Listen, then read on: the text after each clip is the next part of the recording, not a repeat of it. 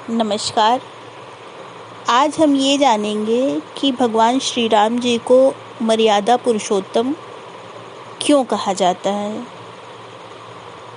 दरअसल भगवान श्री राम जी 16 कलाओं में से 14 कलाओं में परिपूर्ण हैं, इसलिए उन्हें मर्यादा पुरुषोत्तम कहा जाता है।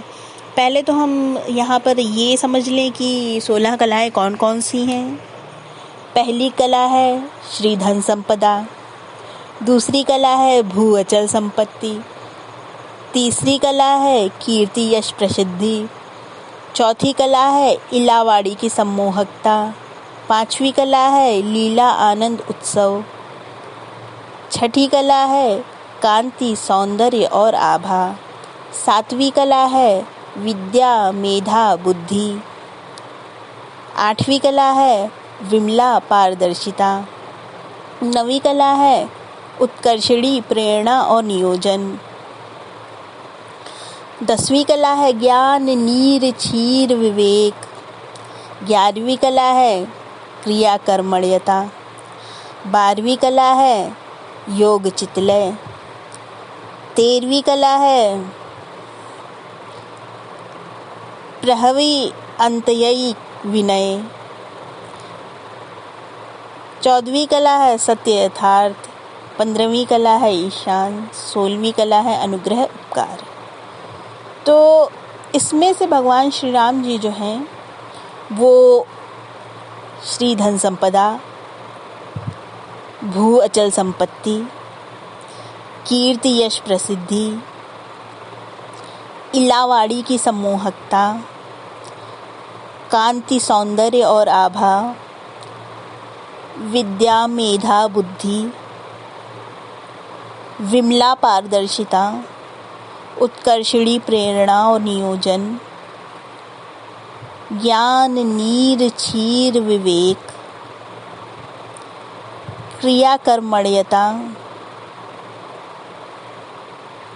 योग चित्तलय,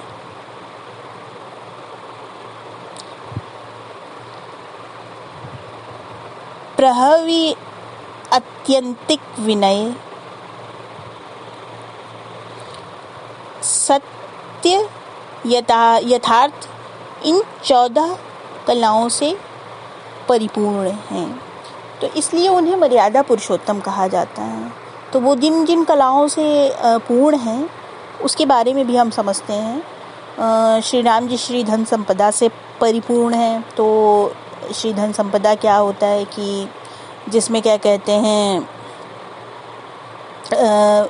सब मतलब व्यक्ति आत्मिक रूप से भी धनवान होता है, उसके घर से भी कोई खाली हाथ वापस नहीं जाता है। भू अचल संपत्ति, जो व्यक्ति पृथ्वी के राज भोगने की क्षमता रखते हैं, पृथ्वी के एक बड़े भूभाग पर जिनका अधिकार होता है। कीर्ति यश प्रसिद्धि, जिस व्यक्ति का मान सम्मान और यश की कीर्ति चारों ओर फैली हुई हो और जिसके प्रति लोग स्वतः ही श्रद्धा विश्वास रखते हों। और फिर इलावाड़ी की सम्मोहकता, मतलब वाड़ी मोहक होती है, मतलब व्यक्ति अपनी वाड़ी सुन के क्या कहते हैं व्यक्ति अपनी सुध बुध खो देता है।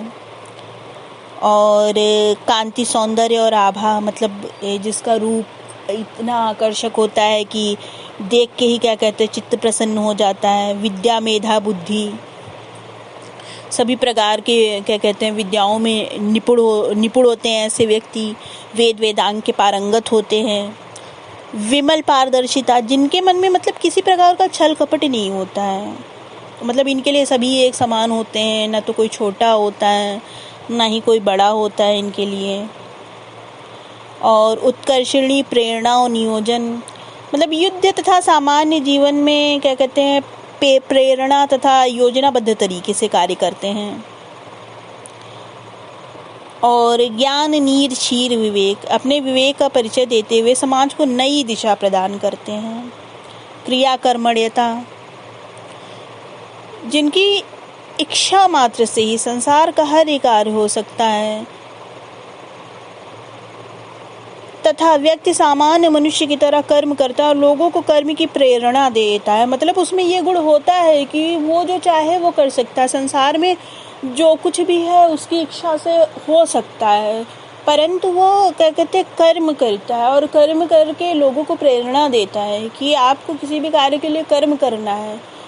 मतलब स्वयं सोचिए, क्या कहते हैं भगवान होते हुए भी वो प्रेरणा दे रहे हैं कि आपको कर्म करना है। योग चित्त लय, जिसका मन केंद्रित होता है। प्रहवी अत्यंतिक विनय, मतलब मनुष्य जो है वो जगत का स्वामी ही क्यों ना हो, परंतु उसमें अहंकार ना हो। श्री राम जी में तो अहंकार था ही नहीं, लेश मात्र नहीं। और सत्य यथार्थ व्यक्ति, मतलब कटु सत्य बोलने से भी परहेज नहीं रखता है और धर्म की रक्षा के लिए सत्य को परिभाषित करना भी जानता है। तो यह गुण भी श्री राम जी में था, क्योंकि मतलब वह रावण जैसे व्यक्ति को उन्होंने क्या कहते हैं सत्य का ज्ञान कराया कि हे रावण, तुम जो है क्या कहते हैं अधर्म कर रहे हो, मतलब तुम इतने बड़े ब्राह्मण हो के जो है अधर्म का मार्ग तुमने अपनाया। उन्होंने उसके मुख पर भी सत्य बोला और श्री राम जी के अंदर अनुग्रह उपकार था, निस्वार्थ भावना से लोगों का उपकार किया उन्होंने।